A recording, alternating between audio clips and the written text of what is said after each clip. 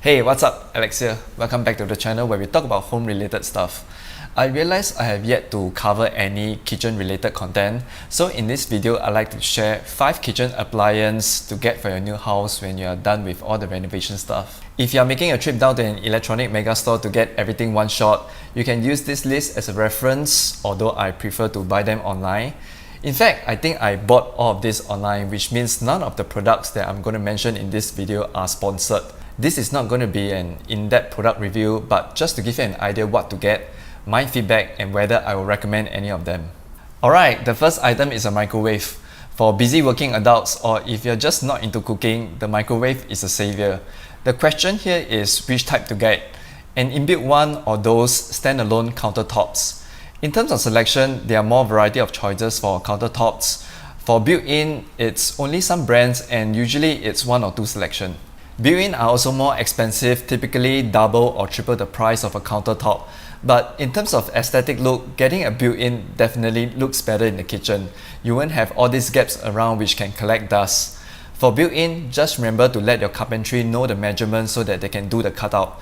It's not always the same fixed standard measurement, so decide early on which you want to get. The one I'm using is a countertop Panasonic DS596B microwave, about $500, which can do more than just reheat, can do baking, grill and steam as well. It has a feature called auto cooking, no need to set power and cooking time, and it will just automatically cook based on the weight. You know I'm very into all this automation stuff, so once I see this auto cook, I'm like, okay, buy this. So do I like it? Actually, no. I'm not sure whether it's user problem, but somehow when I use the auto cook function, it will just switch off by itself after some time. Then a problem with the microwave function is I cannot use this kind of containers despite them indicating that it's safe for microwave. End up I have deformed containers. The self-clean function also doesn't work very well. Cleaning this thing is super tedious. The steaming is okay, but to do baking I rather use my oven. To grill I rather use an air fryer. So if you have very little space in your kitchen, then getting such multifunctional microwave is good to save space. This is my first time getting such a multifunctional microwave, so I'm not sure whether the other brands are similar to this. Any of you are using this type of microwave can share with me in the comments below what's your feedback of them. So given a choice now, I think I'll rather get a simpler microwave, like those in the convenience store where you just press one button to set the timer, that's all. Okay, next item is the air fryer. I think air fryer gets more and more common since like 5 years ago.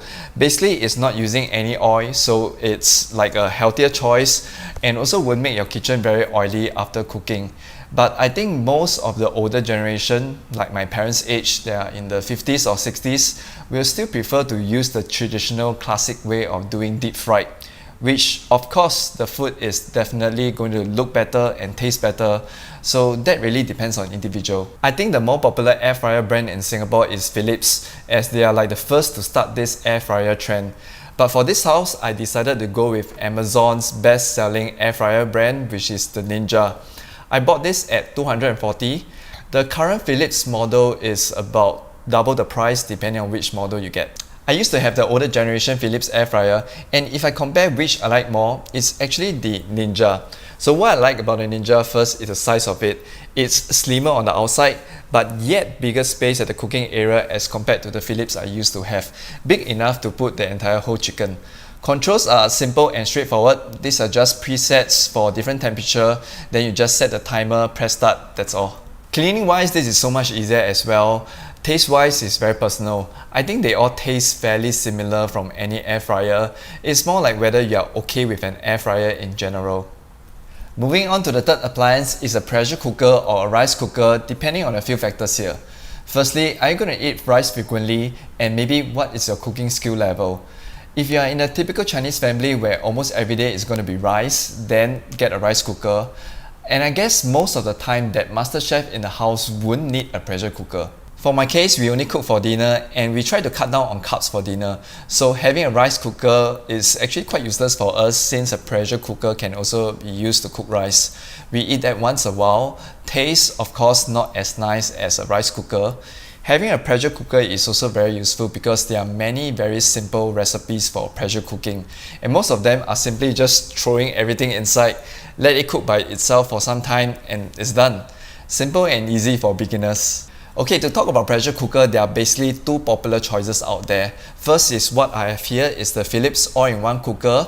I bought this at about $150. The other popular choice is the Instant Pot, which costs about $240 right now in Shopee. I go with the Philips one because this is non-stick. Unlike Instant Pot is stainless steel, both has its own pros and cons.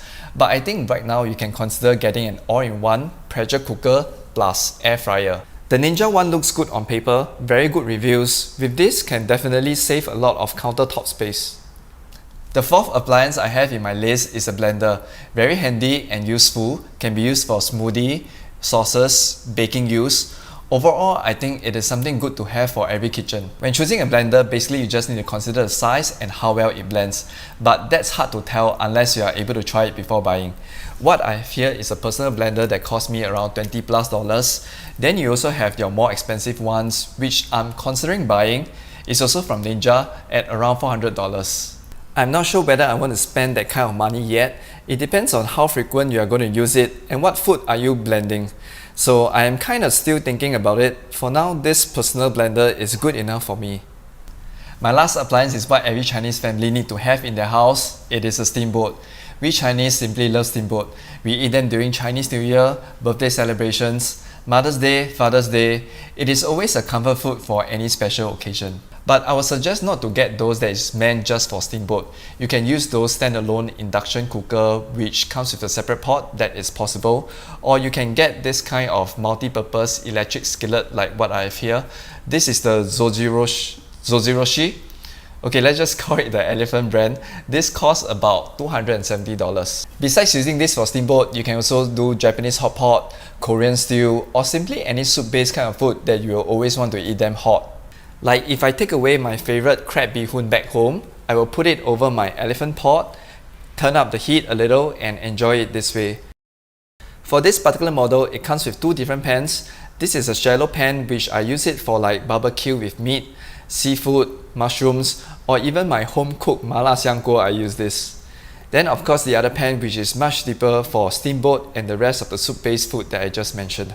You know, some pot is so deep that you have difficulty searching for the ingredient that you put in.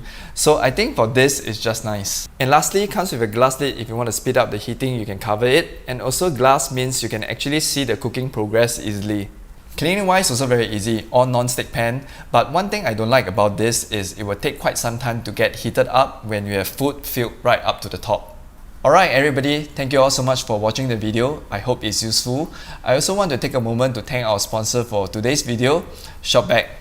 ShopBack is a one-stop rewards and discovery platform for users to earn cashback while delivering performance-based marketing to merchants. For this kind of platform to do well, the participating merchants play the most crucial part in my opinion. When I went to check out their website on the list of merchants they have on board, I am very impressed. ShopBack shopping button offers you a quicker and faster way to earn cashback. It simplifies shopping and also lets you shop in a smarter way. For PC users, you need to install the plugins in order to access the ShopBack button. I actually did a video a few months ago on how to shop from Taobao. Inside the video, I included some steps on how to apply the cashback to the items in your Taobao shopping cart. Do check that out if you like to buy things from Taobao. Another fantastic feature they have right now is price comparison across those main online shopping platforms I frequent visit. Straight away, you can have a quick check at what kind of price you can get from each of these platforms. In Singapore, the company has also extended its service offering with ShopBack Go, an app-based rewards platform for in-store shopping, dining, and entertainment. For the app, I think the food deals are the most useful since they have those affordable daily cheap eats. If I want to eat some crave nasi lemak, just buy it straight away like this. Then with the cashback earned, you can either withdraw them out or just simply buy some Grab or Shopee vouchers since I use these two the most frequently. You can also stack up your rewards earning with GPay and of course from your credit card rewards. So if you're going to check out any of the kitchen appliances mentioned in this video, you can use ShopBack and get some good cashback at the same time. I have linked all the products in the video description below. Thank you again so much for watching and I'll see you next time. Bye.